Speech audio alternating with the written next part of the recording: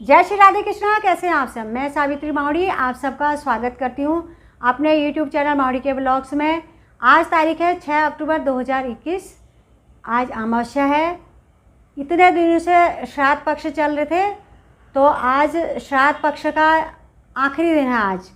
तो सभी लोगों ने अपने पितरों का श्राद्ध किया, पिंडदान दिया, उनकी याद में दान पुण्य सभी लोगों ने किया। तो बहुत से लोग ऐसे हैं जिन लोगों ने अपने बिजी शेड्यूल के कारण या फिर किसी कारणवश अपने पितरों का श्राद्ध नहीं कर पाते हैं, तो आज आखिरी दिन अपने पितरों का वो लोग श्राद्ध करते हैं। तो हम सभी लोगों ने अपने अपने रीति रिवाज के अनुसार अपने पितरों को याद किया। तो मैं सभी के पितरों को, अपने पितरों को भावभीनी श्रद्धांजलि अर्पित करती हूँ।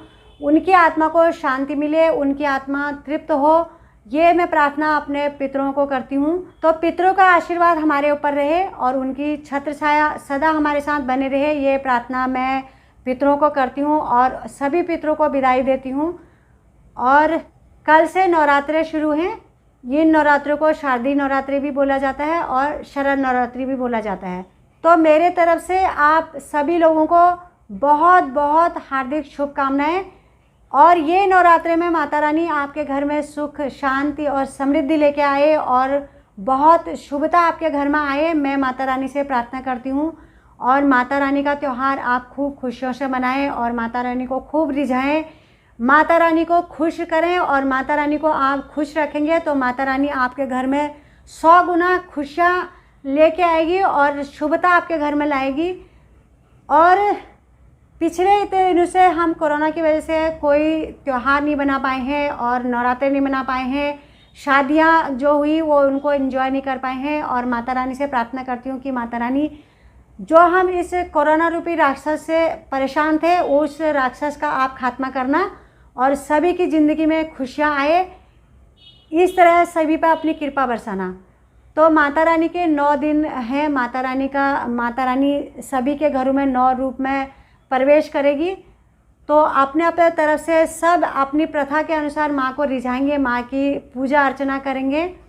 तो आप पूजा अर्चना करें, भजन करें, कीर्तन करें, जिस तरह आप माँ को रिझाएं, जिस तरह प्रभु का सुमिरन कर सके वो आप इन दोनों करें।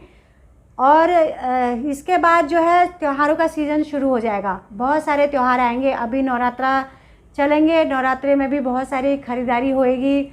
और फिर उसके बाद दशहरा आएगा, फिर दिवाली, फिर गोवर्धन पूजा, भैया दूज, छठ पूजा, क्रिसमस डे, ईद, इस तरह के बहुत सारे त्योहारों का सिलसिला यहाँ से शुरू हो जाता है। तो सभी लोग जो है त्योहारों पर अपने रिश्तेदारों के घर भी जाते हैं और ख़रीदारी भी करते हैं। तो हम सभी वो एंजॉय करेंगे। पर हमें एक ध्यान रखना है कि कोरोना अभी गया नहीं है। जब तक पूरे दुनिया से, इस पृथ्वी से कोरोना का खात्मा नहीं हो जाता है, तब तक हमें उस कोरोना का डर अपने अंदर रखना है। और हमें ये भी सोचना है कि हमने दोनों डोज ले ली हैं तो हमें खुल के बाहर जाना है, बिल्कुल नहीं। एक ही हमारे पास अस्त्र शस्त्र बचा हुआ है, वो है मास्क। तो बिना मास्क लगाए हमें बाहर नहीं निकलना है, घर से कदम भी नहीं रखना है और मास्क को भी हमने अच्छे से लगाना है। ये तो सब बच्चा वाकिफ़ है इस चीज़ से, फिर भी मैं बोल रही हूँ। जब नवरात्रे शुरू होते हैं तो उसके बाद शादियों के सीज़न भी शुरू हो जाते हैं। यानी कि किसी की इंगेजमेंट होती है, किसी की शादी की डेट फिक्स होती है, किसी की बात चलती हुआ है, किसी की बात आगे बढ़ती है। बहुत सारी ऐसी यहाँ से ये प्रथा भी शुरू होती है, क्योंकि जब देवशयनी एकादशी होती है तो उसके बाद इस तरह के शुभ कार्य नहीं होते। तो अब जो है इस नवरात्रे के बाद ये कार्य शुरू हो जाएंगे। तो जिन बच्चों की शादी की डेट फिक्स हो गई है या फिर इंगेजमेंट हो रही है या फिर शादी होने जा रही है, तो उन बच्चों को मैं बहुत सारा आशीर्वाद देती हूँ। वो सदा खुश रहें और अपनों को खुश रखें।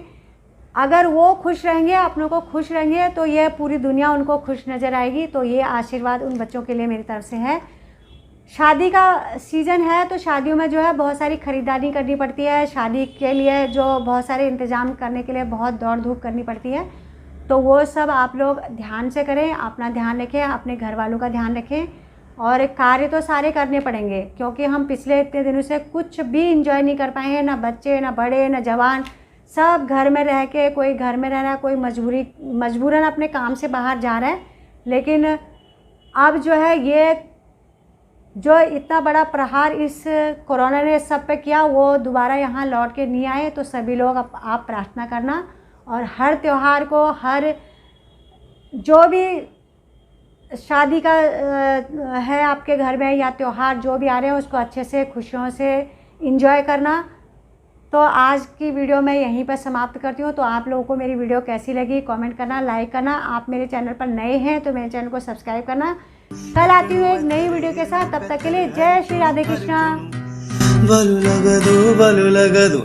लगदू मोहना तेरो हसी हसी बचनो रे भलू लगदू।